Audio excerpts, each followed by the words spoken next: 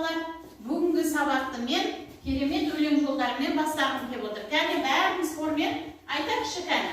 Бүгінгі күн терезеден бізге міне көк қарап, сондай жақсы көңіл күймен басталады бұл сабақ.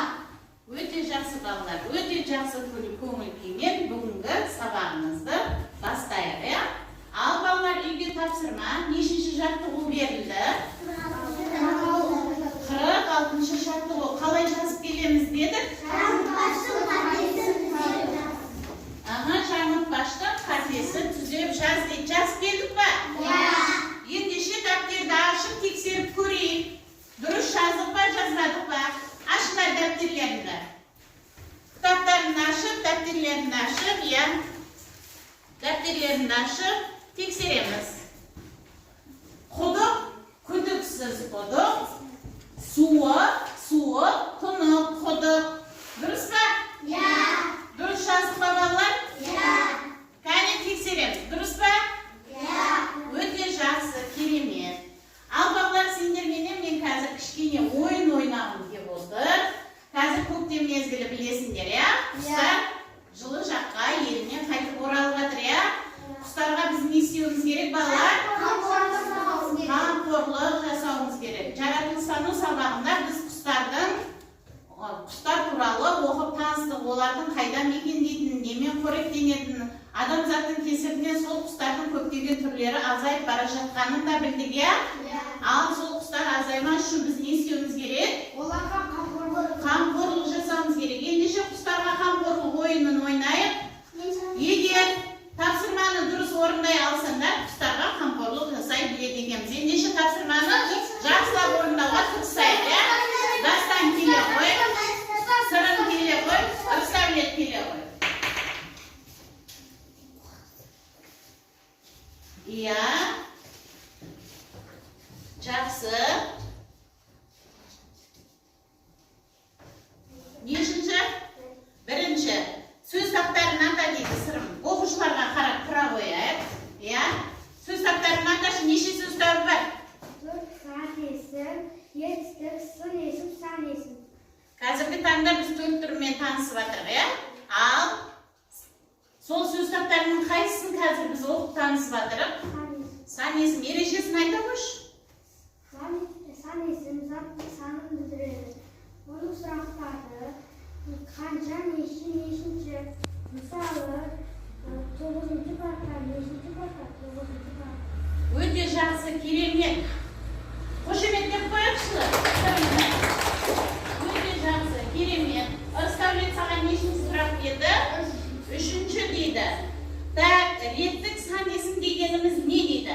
Реттік сан есім дегеніміз нешінші сұраққа жауап беретін сөзді реттік сан есім дейді. Мысалы, 1-ші, 2-ші, 3-ші, 5-ші деген сияқты. Дұрыс. Өте жақсы, кәне, қошеметтеп қойықшы. Өте жақсы. Ал сеніңді 2-ші сұрақ екен, иә? Есептік сан есім дегеніміз не дейді? Сан есім дейді, есептік және реттік болып екеуінеді. Қанша, неше сұрақтарына жауап беретін сөзді есептік сан есім дейді. Мысал келтірші. Мысалы, 7, 6, 5. Өте жақсы, керемет, қошеметтеп қойық. Балалар, мен бүгін сендерді фишка арқылы бағалағым келіп отыр. Кім жақсы жауап береді? Сол оқушыны мен фишкамен бағалап отырамын. Кім көп фишка жинайды, сол оқушы бүгінгі сабақта жеңімпаз атанады. Сол жинаған фишкаларына қарай мен бағалайтын боламын. Қазіргі сабақта сырым. Жақсы, керемет. Жақсы, керемет. Жақсы, керемет. Ал енді балалар, үй тапсырмасына кері байланыс беріп жіберейікші, кән? Сан есім түрлерін анықтай алдық па? Берілген сұрақтарға жауап бердік пе? Анықтамасын айтып, мысалдар келтірдік пе? Өте жақсы, керемет. Қазір мен сендерден енді сауалнама алғым келіп отыр, балалар. Алдарында осы сауалнаманың дұрыс нұсқалары тұр. Сол бойынша жауап береміз. Заттың санын, ретін білдіретін сөздердің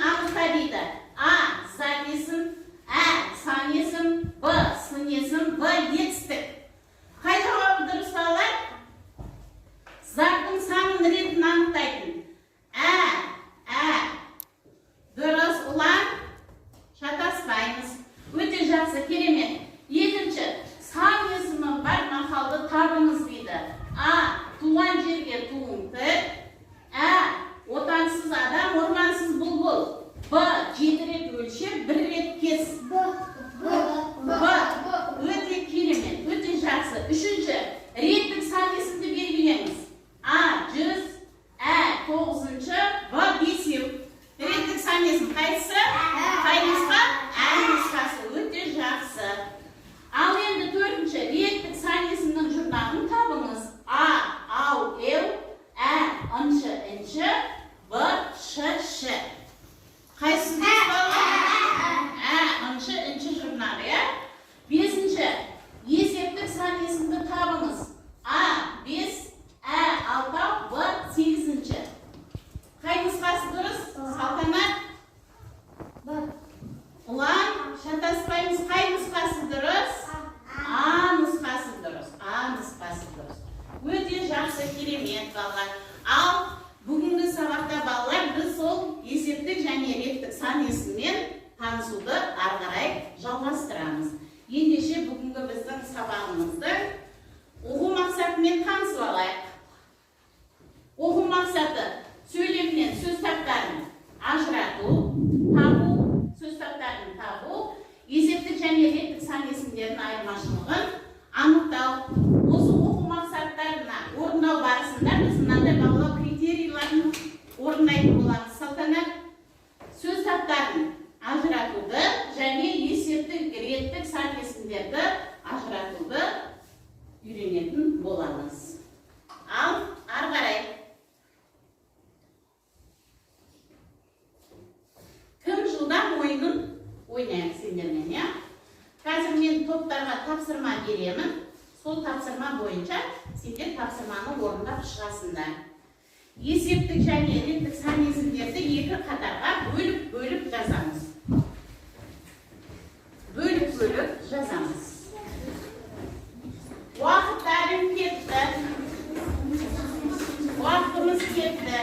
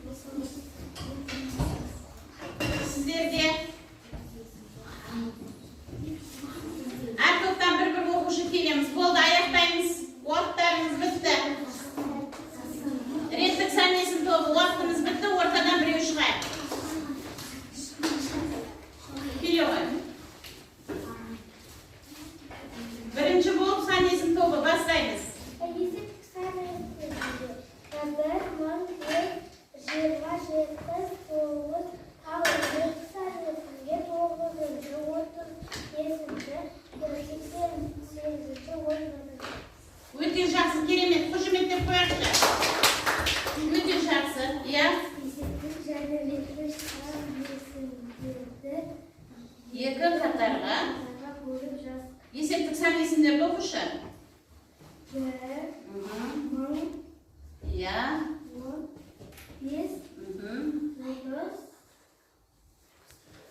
Реттік сан есімдерді оқышы.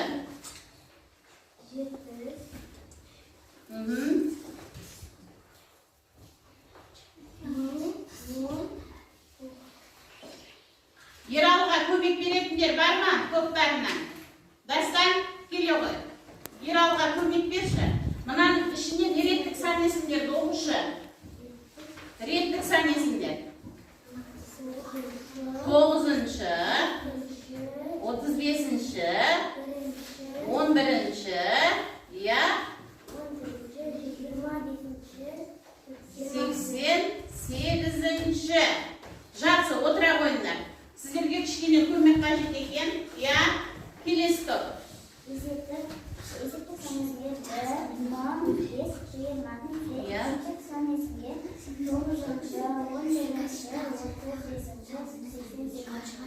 Дұрыс. Өте жақсы. Қошеметтеп қояйық. Қошеметтеп қояйық. Жақсы. Бір-бірімізге кері байланыс беріп жіберейікші. Санесін тобына кері байланыс беріңдерші балалар. Санесін тобына кері байланыс берейікші. Я бөлім неге өте керемет? Сұраққа дұрыс қояды. Және сұраққа дұрыс орындады. Жалпы тапсырманы дұрыс орындады. Жақсы. Есептік санесін тобына кері байланыс берейікші. Есептік санесін тобына. Я, Асемай, неге ортақ?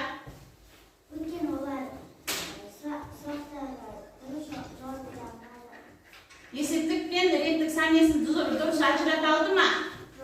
Дұрыс ажырата алмады. Жақсы. Келесі. Реттік санесін тобына кері байланыс беріңдерші. Кері байланыс.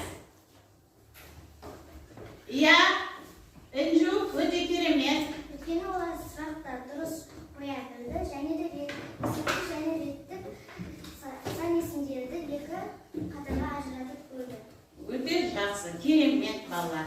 Ал енді мен сендерді қазір тағы да топқа бөлгім келіп отыр. Әркім өз қалауы бойынша қай топқа отырады, кәне бөлінейік. Еркін. Өз еріктерінде кім кіммен топтасып отырады? Жақсы, керемет балалар. Ендеше оқулыққа назар аударамыз. Оқулыққа назар аударайық. Нешінші топқа кеп тоқтадық балалар? 47-ші жапқы ол. Өлең беріліпті, я? Інжу, кәні мен өлеңді оқимын, тыңдаймыз. Жауа берші, жау жаңбыр, дала көркін жанданды. Жауа берші, жау жаңбыр, қаулап өссін алуан гүл. Жауа берші, жау жаңбыр, әр тамшын тамған нұр. Әрбір тамшын тамғандан асып жатсын қамбаннан дейді. Ал балалар, енді осы өлең бойынша қазір мен сендерге тапсырма берем. Өлең мазмұны бойынша тапсырма берем. Сендер соны орындайсыңдар. Так, бірінші топ, санесін тобы. Өлеңде не туралы айтылған? Соны анықтайсыңдар. Екінші, есептік санесін тобы. Сіздерге жаңбыр жауғаннан кейін табиғат қандай өзгерістер болады? Соны түсіндіріп бересіздер. Реттік санесін тобы. Өлең мазмұнын әңгімеге айналдырып айтып бересіңдер. Еркін әңгіме әдісі бойынша. Кәне, топтар өз ойларыңызды талқылаңдар. Уақыттарың кетті. Өз ойларыңды талқылаңдар. Өз ойларыңды талқылаңдар. Топтасып ойымызды бөлісеміз.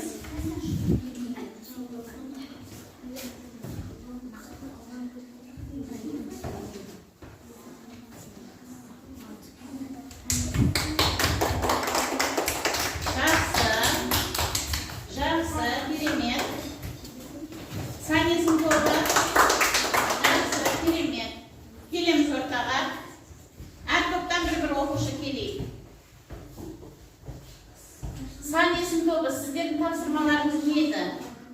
Біздің тапсырмамыз өлеңден туралы. Иә? Өлеңде жаңбырдың жауы туралы, және де жаңбырға табиғатты көркемдеуі туралы айтылған. Табиғатқа нәрсе көркемдеу. Әр жаңбыр тамшысы жауған сайын табиғат не істейді дейді? Көркемдені, нұрланады дейді. Өте жақсы, қошемет.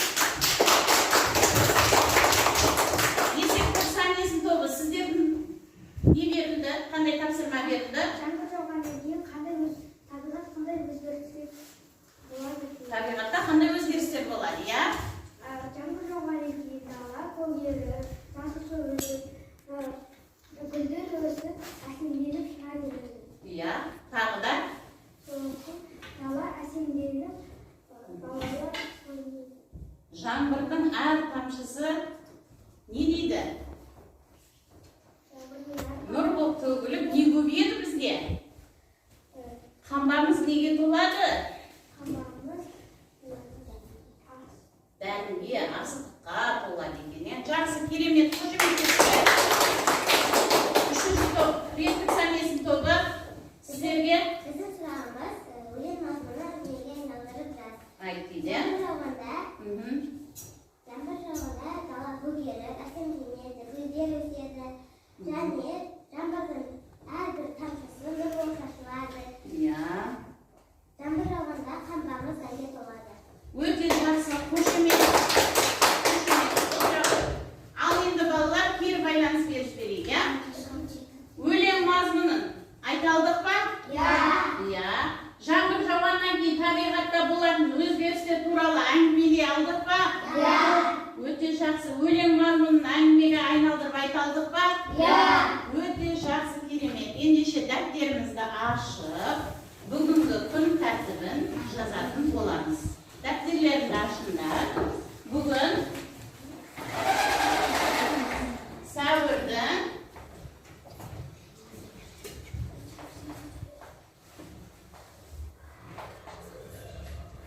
20-сы.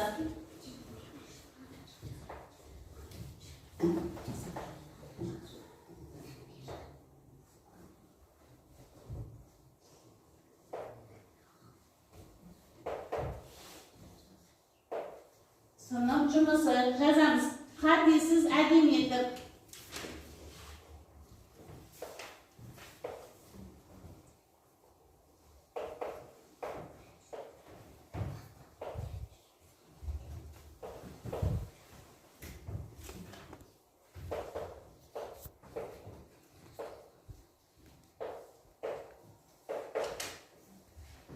Есепті және реттік сан есім. Кеудені көтеріп, Мейіржан, кеудені көтеріп отырып жазамыз.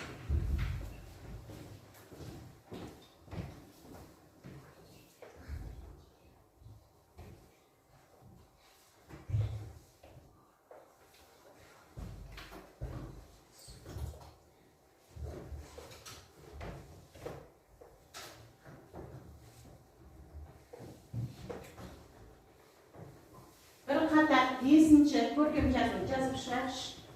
Bir қатар 5-ші. Bir қатар 5-ші. Жазамыз.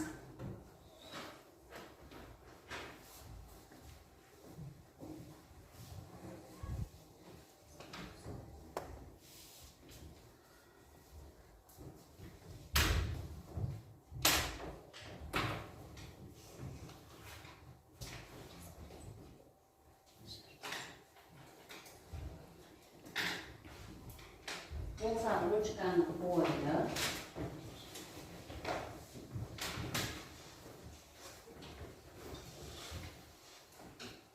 Ручканы қойып, бері қарап отырамыз.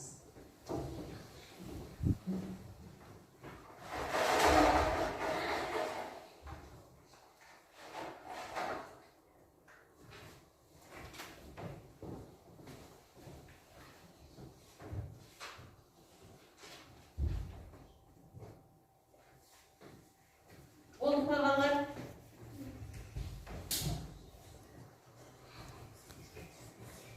Ендеше орнымыздан тұрып, кішкене серпіліп жаттығын жасап жіберейік, иә?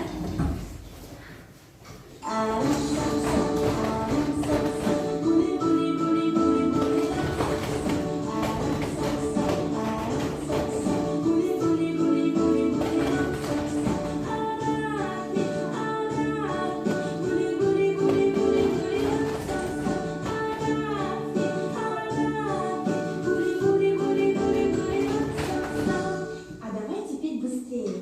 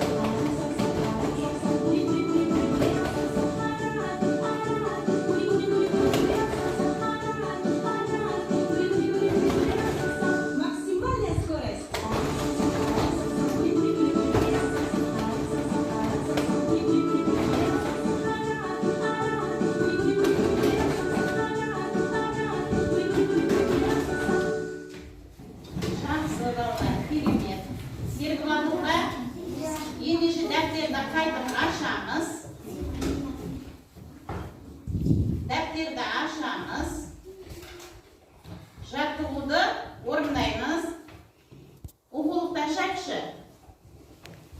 Okul taşak 48 şartı. Sandarda sözben jaz deydi. 48 şartı da sandar berilipti. Sonu sözbenen adem etip жазып шығамыз. Qani жазамыз. 48 şartı o. Жазамыз. Көрген ademi etip жазамыз. Kim ademi жазар, сол оқушыны қазір бағалап шығам. Өзіміз қандай әдемі болсақ, жазуымыз сондай әдемі болсын.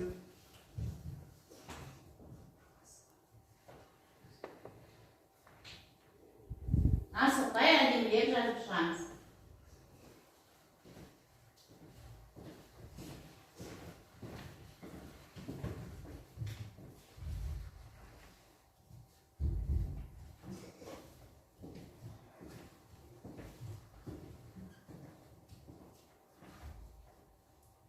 Жақсы.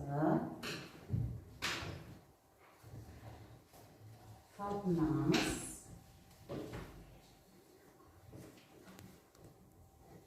Жақсы.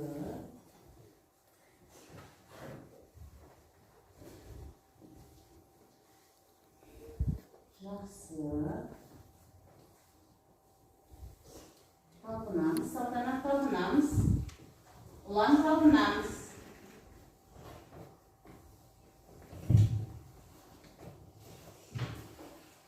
Talpınamız. Жақсы.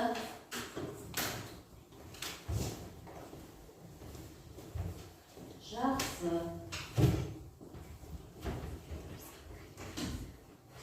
Жақсы. Жақсы. Жақсы.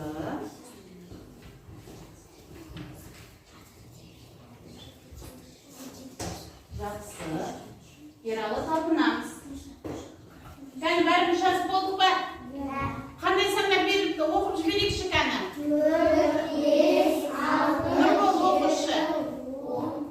Нұрбол қандай сандар беріліпті? Оқышы. 5, 6, 7, 10, 20, 90, 18, 23, 26, 67. Бұлар қандай сандар? Есептік. Есептік сан есімдер, я? Оқиықшы кәні? Ұлан оқышы. Қандай сандар берілген? 4, 5, 6, 7, 10, 20, 30, 23, 24. Бұлар қандай сандар? Есептік па, реттік па? Реттік дейді, дұрыс па балалар? Жоқ. Қандай сандар? Есептік. Есептік, талпынамыз. Ал енді балалар, енді кішкене ой толғанымыз қараймыз. Киелі сандар сөйлейді, ойынын ойнайық. Қандай киелі сандарды білеміз? 4, 5, 7. 3, 5, 7. Ал осы сандарға байланысты қандай сөздер білеміз? Ойларыңызды сіздерге 3 саны бойынша, сіздерге 5 саны бойынша, сіздерге 7 саны бойынша. Қане кетті, уақытымыз кетті. Уақытымыз кетті.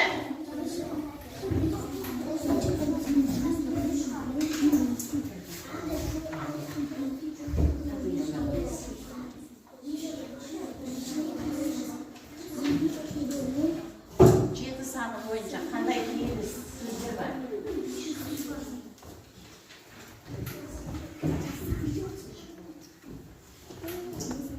Бес саны бойынша сіздерде соны тауып жазыңдар, я? Жазыңдар. Я? Жазамыз.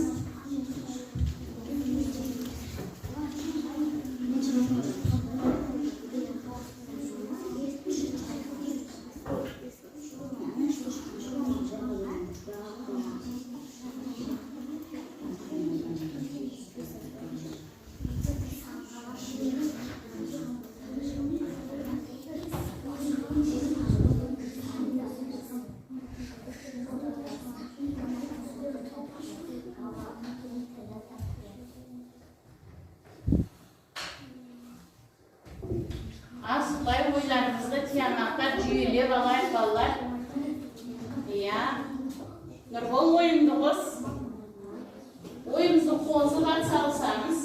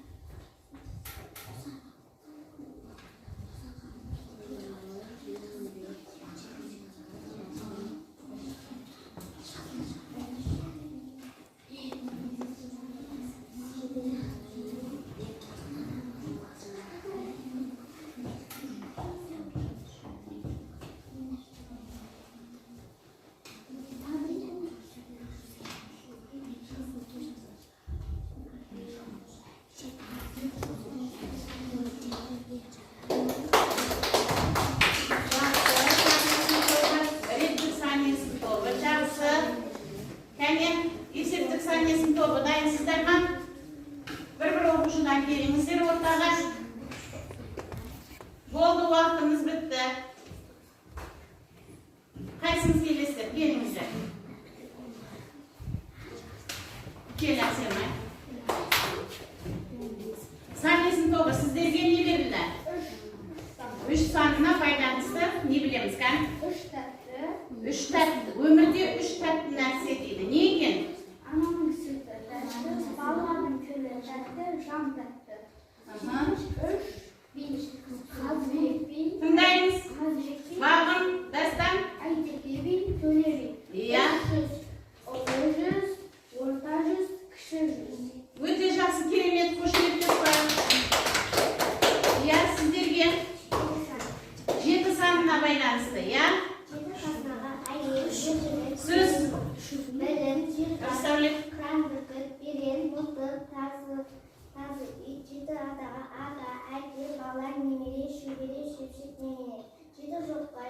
Жерге сүйеніш жоқ, аспанда тіреніш жоқ, таста тамыр жоқ, тасбақада тамақ жоқ, жерде тұрақ жоқ, аққуда сүт жоқ, жылқыда өт жоқ. Дұрыс, сіздер не атадыңыздар сонда? 7 қазына, 7 ата және 7 жоқ нәрсені атап шықты. Қошеметтен. Керемет, я? 5 санына байланысты, я? 5 тоспан, есек, отырып, мақтаншақ, еріншек, мал шашпақ. Я? 5 асық, терең ой, еңбек, қанағат, рақым. Жақсы. 5 жаратылыс, күн, ай, жұлдыз, күндіз, түн. Дұрыс. Ұлы Абай атамыздың ғылым таппай мақтанма өлеңіндегі 5 асыл іспен 5 дұшпанды атап өтті. Керемет, өте жақсы. Қошемет таппай. Жақсы. Керемет.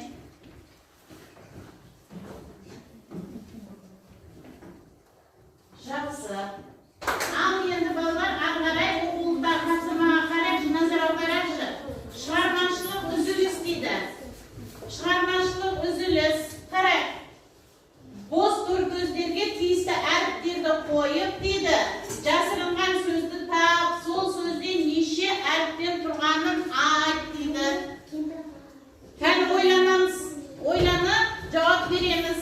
Қандай сөз шығады және қанша әріптен құралған. Ойланамыз.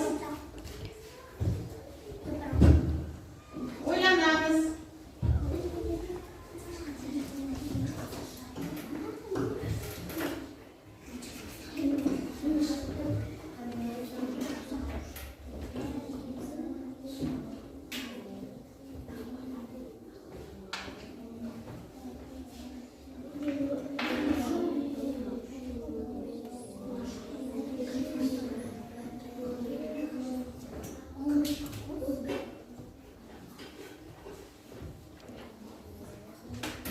Таптық балалар? Қандай сөз шықты? Кемпір қосақ сөзі шықты, я? Ал неше әріптен тұрады екен? 11 әріптен. Кемпір қосақ сөзі 11 әріптен тұрады екен. Ал балалар енді кері байланыс беріш керек. Бос көздерге тиісті әріптерді қойып жасырынған сөзді таптық па? Кемпір қосақ сөзі 11 әріптен тұрғанын айттық па? Өте жақсы, керемет. Ал енді мен тағы да сендерге кішкене топтық жұмыс бергім келіп отыр.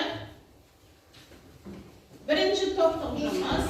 Көп нүктенің орнына есептік сан есімді ретік сан есімге айналдырып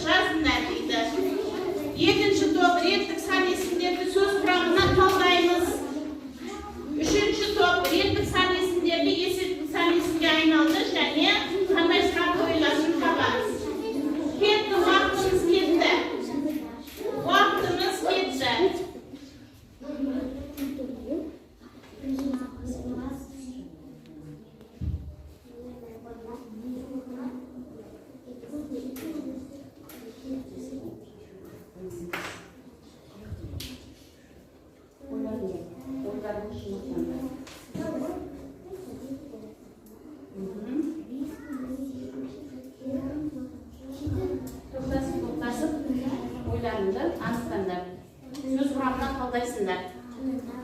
Сөз құрамына талдайсыңдар. Сіздерде демейді. Көміктен орнына есептік сан есімді, реттік сан есімге айналдырып жаз дейді. Жазамыз, ойларымызды толықтырамыз. Ойларымызды толықтырамыз.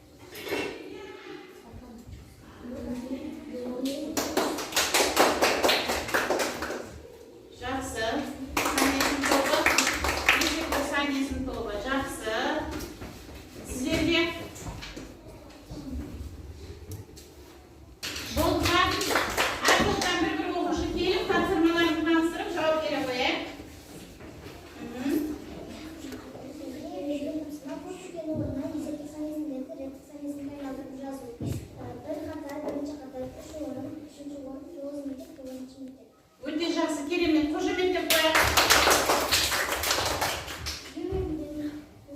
Реттік сан есімдерді сөз құрамына бір түбірі,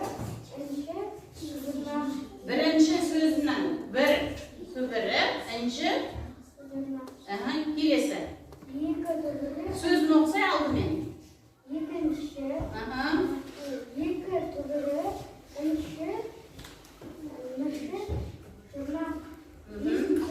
бес түбірі,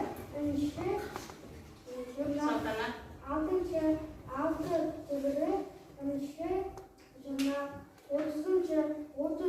отыз түбірі, Өте жақсы, керемет, қошемет деп қояйық.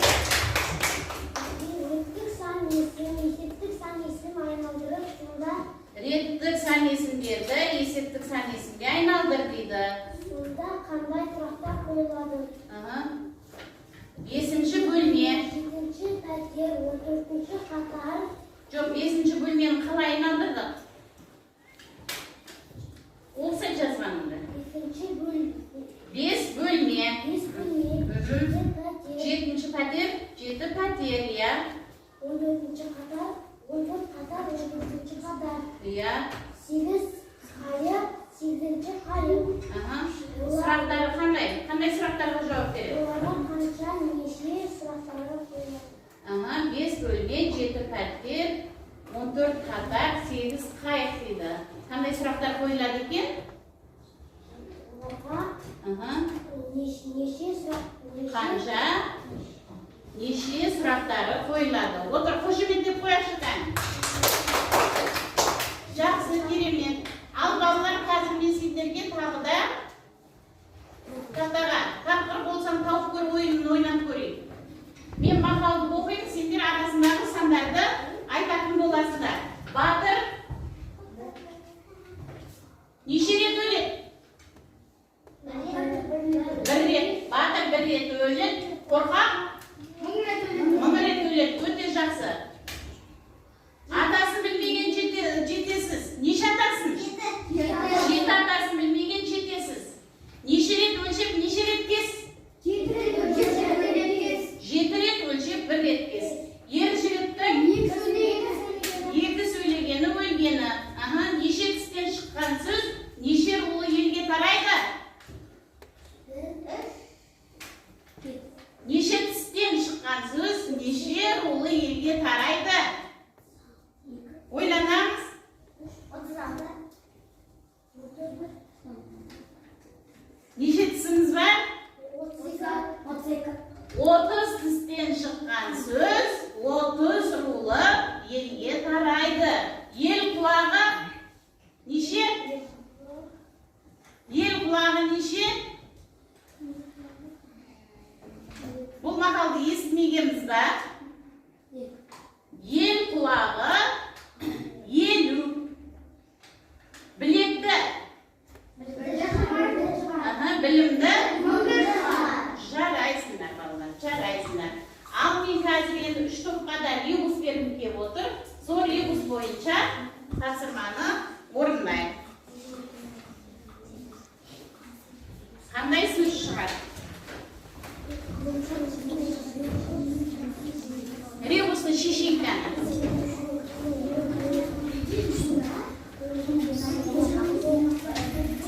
Sol rebusdan qanday so'z chiqadi? So'ni aniqlaysizlar.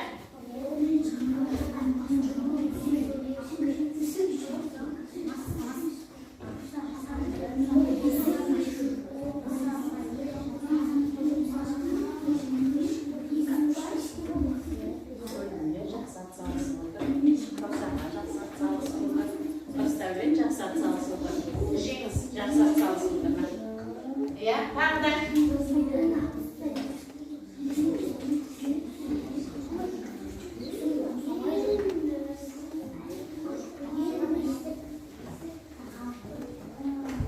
Şişemiz.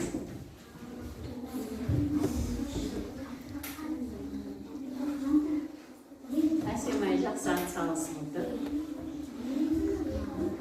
Sınıf, saat sağlasındır.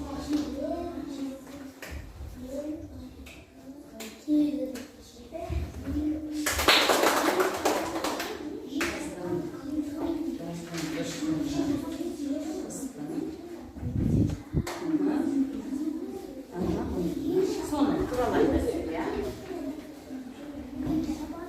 Bak. Bunlar ne ekan?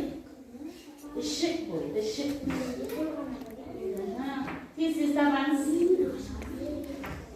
Ya.